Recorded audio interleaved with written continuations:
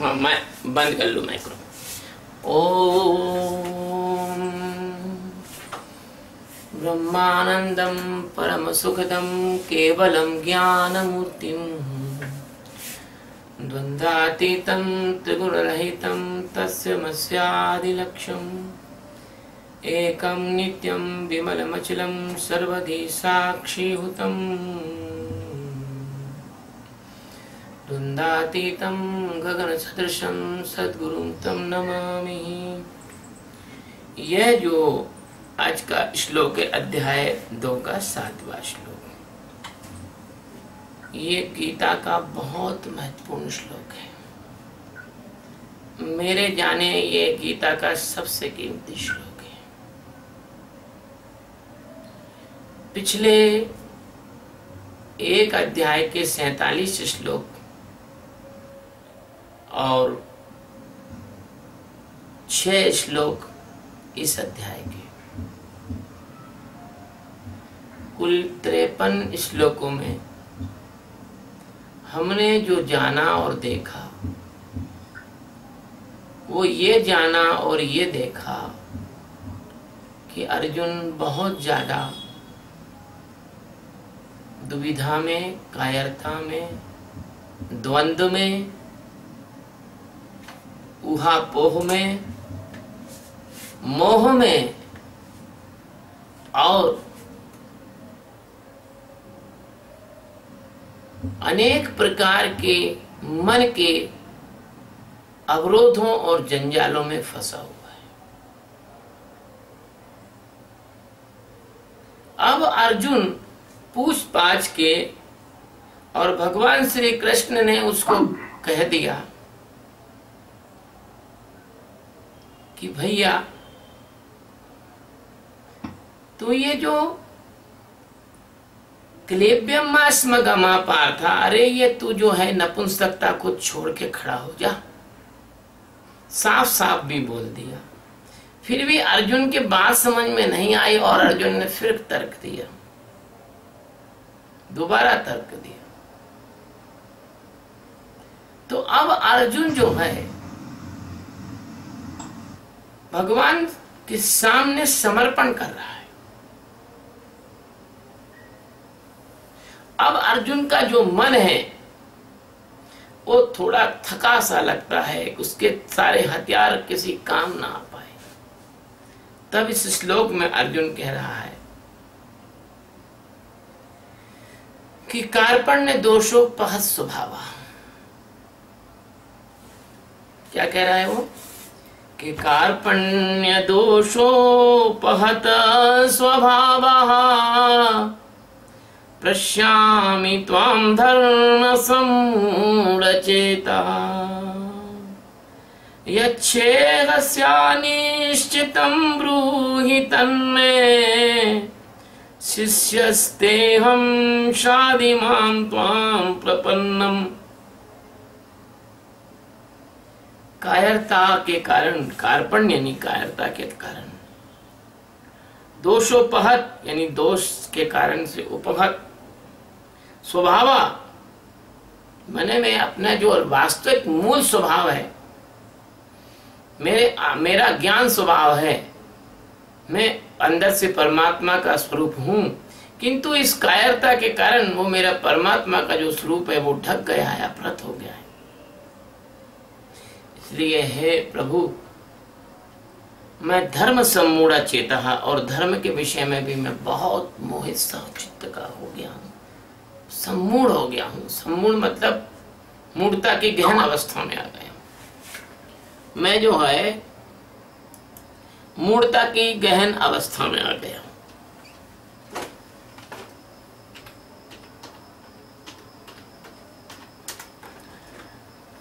कि मैं क्या करूं और क्या ना करूं, मेरे लिए क्या उचित है और क्या अनुचित है, मेरे लिए क्या धर्म है और क्या अधर्म है, ये मुझे समझ में नहीं आता है।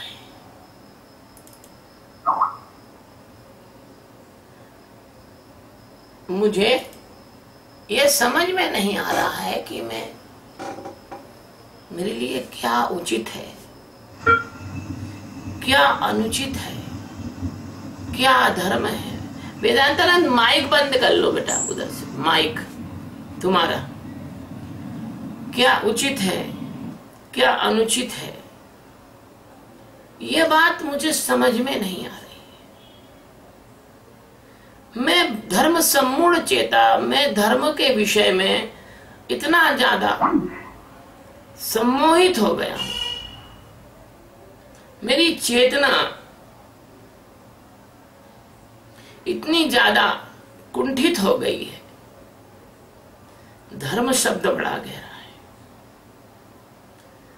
आपको गीता के पहले सूत्र में हमने बताया था कि धर्म क्षेत्रे कुरुक्षेत्रे।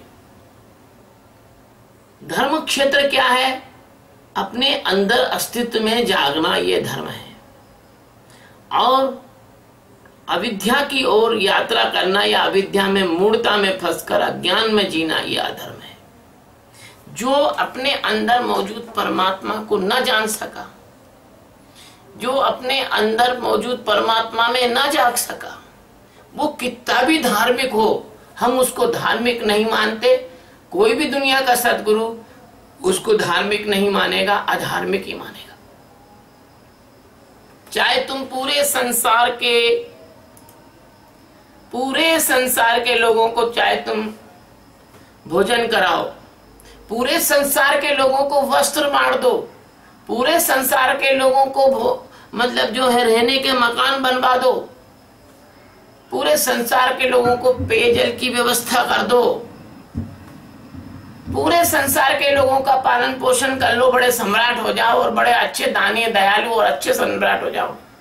लेकिन अगर तुम अपने अंदर मौजूद परमात्मा में नहीं जाग सके तो ये सब तुम्हारा व्यर्थ हो जाएगा। क्योंकि सोने वाला आदमी चाहे कितना ही अच्छा सपना देख ले, सोने वाला व्यक्ति चाहे कितना भी बढ़िया से बढ़िया सपना देख ले, लेकिन उसका जागने पर कोई संबंध नहीं होता।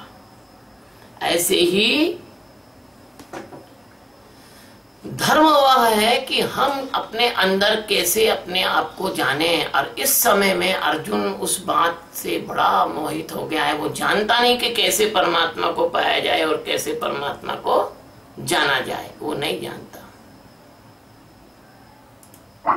वो नहीं जानता कि परमात्मा को कैसे पाया जाए, परमात्मा को कैसे जाना जाए। इसलिए वो कह रहा है कि धर्म सम्मूढ़ चेता, कहता है कि मैं धर्म के विषय में मोहित चित्त होने से मूढ़ता को प्राप्त हो गया हूं। मैं धर्म के विषय में मोहित चित्त होने से मूढ़ता को प्राप्त हो गया हूं। मैंने आपको फिर दोहराना चाहता हूं, गीता के प्रारंभ में मैं कहा है कि धर्म क्षेत्र अपने अस्तित्व को जानना ही धर्म है, बाकी से सब अधर्म है। और अपने अस्तित्व को जानने के लिए सोया हुआ आदमी जैसे खुद को नहीं जगा सकता, अपने अस्तित्व को जानने के लिए, उसकी विधि के लिए, उस साधना विशेष के लिए अर्जुन मूर्छित हो गया है, मूढ़ हो गया है। धर्म सम्मूढ़ चेता, उसके अंदर मूढ़ता आ गई है। तब वो भगवान से कहता है, फिर मैं दोहराता हूं कि गज और ग्राह लड़े जल भीतर, और लड़त लड़त गज हारा। जब उंगुल मात्र सूंड रही जल ऊपर, तब हरि को है पुकारा। जब व्यक्ति अपनी पूरी ताकत लगा देता है लेकिन वो उस ताकत से कुछ कर नहीं पाता, तो फिर आखिरी में भगवान को पुकारता है, अस्तित्व को पुकारता है कि मुझे किसी सदगुरु की व्यवस्था करे। तब अस्तित्व उसको सदगुरु की व्यवस्था करता है। यहाँ अवस्था अर्जुन की है। अर्जुन कृष्ण के साथ बहुत समय रहा, हर तरह के काम किए, सुभद्रा का अपहरण किया और बहुत से रुक्मणी का अपहरण किया, बहुत सारे काम किए, बहुत सारे युद्ध लड़े, बहुत सारे आमोद प्रमोद किए, बहुत सारे शिकार किए, बहुत सारी जगह पर जो है उत्सवों में भाग लिया। और द्रौपदी का स्वयंवर भी जीत कर लाया, सब कुछ किया कृष्ण भगवान के साथ। लेकिन गुरु तुम्हारे साथ रहता है, लेकिन तुम गुरु को पहचान नहीं पाते हो। अर्जुन अपने सदगुरु कृष्ण को नहीं पहचान पाया। लेकिन जब ये महाभारत युद्ध में खड़ा हुआ और उसने देखा, अरे बाप रे बाप, जिनसे एक एक से मैं लड़ा हूं, आप वो सब इकट्ठे होकर खड़े हैं। यानी जब छोटी मोटी रोज रोज की घटना में से तो आदमी निकल जाता है, जब इकट्ठा काम, क्रोध, लोभ, मोह सब एक साथ टूट पड़ते हैं जीवात्मा के ऊपर, तब तो उसका बचना मुश्किल है। तब केवल सदगुरु उसे बचा सकता है। तब उसने, अर्जुन ने इस श्लोक में बहुत ही साहस का काम किया। उसने कहा कि मैं आपसे पूछता हूं, और कैसे किस हैसियत से पूछता हूं। उसने कहा कि मैं आपकी शरण में हूं, मैं आपका शिष्य हूं। शिष्यम त्वाम प्रपन्नम माम साधी। हे प्रभु, मैं आपका शिष्य हूं, आप मेरे को वह शिक्षा दीजिए, साधी मतलब शिक्षा दीजिए, जिससे मैं कल्याण की ओर जा सकूं। बताइए, अब यह जो शरण में आना है, ये बड़ा महत्वपूर्ण है। अधिकतर हमसे यही गलती हो जाती है, हम अपने सदगुरु की ठीक ठीक शरण में नहीं जा पाते। शरण में जाने का उदाहरण, द्रौपदी ने जब दोनों हाथ से अपनी साड़ी पकड़ी हुई थी, तब तक दुशासन जब खींच रहा था, और अगर उसने भगवान को दोनों हाथ ऊपर करके ना पुकारा होता कि भगवान अब मैं आपकी शरण में हूं, मेरी इज्जत बचाओ। जब तक तुम्हें अपनी ताकत पर विश्वास रहता है, तब तक तुम्हारा अहंकार भी जीवित रहता है। जब तक तुम्हें अपनी ताकत पे भरोसा रहता है, तब तक तुम्हारी मन बुद्धि के छल कपट भी जीवित रहते हैं। लेकिन जिस दिन तुम कह देते हो कि नहीं, जो सदगुरु की इच्छा होगी वो होने तो जीवन में, जो सदगुरु चाहेंगे, मुझे किसी बात का डर नहीं है, मरूंगा मर जाऊंगा, जीऊंगा जी जाऊंगा, खाने को मिलेगा तो खा लूंगा, पहनने को मिलेगा तो पहनूंगा, बच्चा जिंदा रहेगा तो रहेगा, पत्नी रहेगी तो रहेगी, नहीं रहेगी तो नहीं रहेगी, घर रहेगा तो रहेगा, नहीं रहेगा तो नहीं रहेगा, नौकरी रहेगी तो रहेगी, नहीं रहेगी तो नहीं रहेगी। जिस दिन ऐसा आ जाए कि नहीं, चाहे कुछ भी हो जाएगा, मैं अगर 3:30 बजे उठता हूँ, उठ के ध्यान करता हूँ, तो उसमें करूंगा ही, चाहे कुछ भी हो जाए, चाहे मैं रात को 2 बजे सोऊं, चाहे नहीं सोऊंगा, बाकी ध्यान तो करूंगा उठ के। जिस दिन तुम सदगुरु की पूरी तरह शरण में आ जाते हो, जिस दिन तुम पूरी ताकत से अपने आप को खोजने में लग जाते हो, अपने ध्यान साधना में लग जाते हो, सदगुरु के वचन में लग जाते हो, जिस दिन तुम्हें लगता है कि नहीं, मेरे करने से कुछ नहीं होने वाला है, वो तो जो करेंगे वो सदगुरु ही करेंगे। धन्य है स्वामी वेदांतानंद जी, वो कह देते हैं कभी कभी, गुरु महाराज गुरु महाराज की इच्छा होगी वो होगा, जो गुरु महाराज करेंगे वो हो जाएगा, अच्छा हो जाएगा, है ना। ऐसी उनकी जो है निष्ठा है, ऐसी निष्ठा यदि हो आपके अंदर,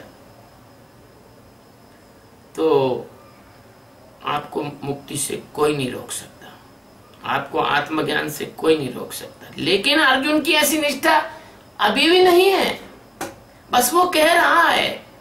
यदि कह रहा है तो गीता यहीं खत्म हो जाती, गीता का जो श्लोक है वो आखिरी वाला यहीं आ जाता। नष्टो मोहा स्मृति लब्धा तब कृपा में अच्युता, यहीं आ जाता वो श्लोक। गीता के ये जो 650 श्लोक अभी कृष्ण भगवान को बोलने की फिर जरूरत नहीं होती। लेकिन नहीं, अर्जुन जैसे बड़े जिज्ञासु की ये स्थिति है, तो अपन लोगों की क्या होगी।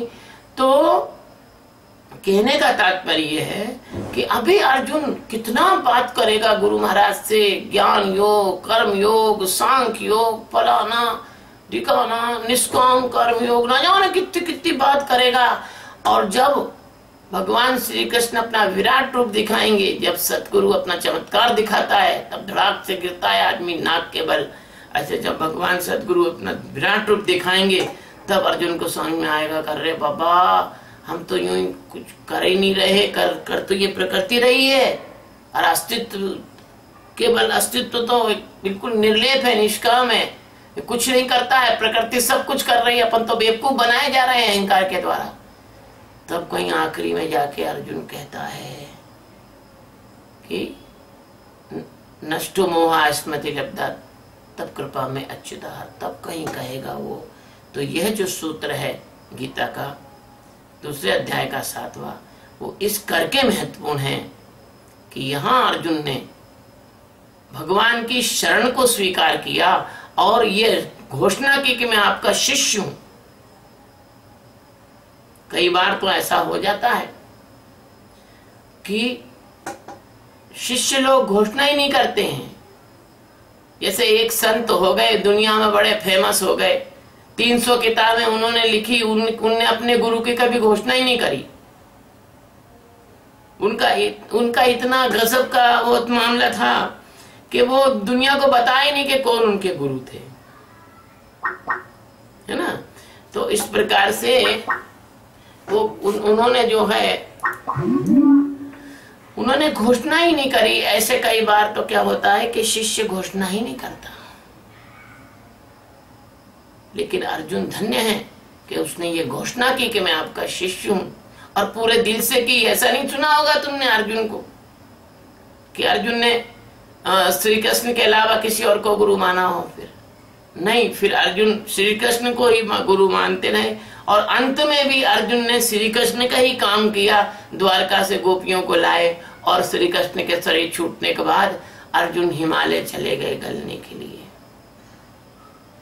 तो आज इस दुनिया के सबसे श्रेष्ठतम जो शिष्य है अर्जुन, इसको हम नमन करते हैं और भगवान सदगुरु से अस्तित्व से प्रार्थना करते हैं कि आप सबके अंदर भी अर्जुन जैसा एक शिष्य, बल्कि उससे भी अच्छा एक शिष्य खड़ा हो, जागृत हो। और अब भगवान श्री कृष्ण तो आ नहीं सकते, इतने समर्थ सदगुरु तो नहीं आ सकते, लेकिन हाँ, मैं अपने गुरु महाराज की कृपा से, उनके आशीर्वाद और उनकी ताकत से, उनकी प्रज्ञा और उनके ज्ञान से एक छोटी सी माचिस की काड़ी जला रहा हूं। उसमें इतना सामर्थ है कि पूरे के पूरे जो है ना, अगर वो हजारों मील लंबा अगर कोई लकड़ी का ढेर हो तो उसको एक माचिस की काड़ी अपने आप जलाने में समर्थ है। ऐसे ज्ञान की एक छोटी सी किरण आपके पूरे के पूरे जीवन और अनंत जन्मों की यात्रा को आलोकित करके आपके समस्त कर्मों को भस्म करने के लिए समर्थ है। इसी आशा और इसी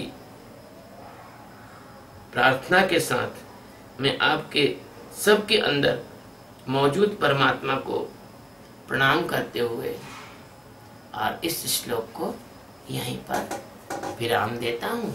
शिवोहम गुरु महाराज की जय।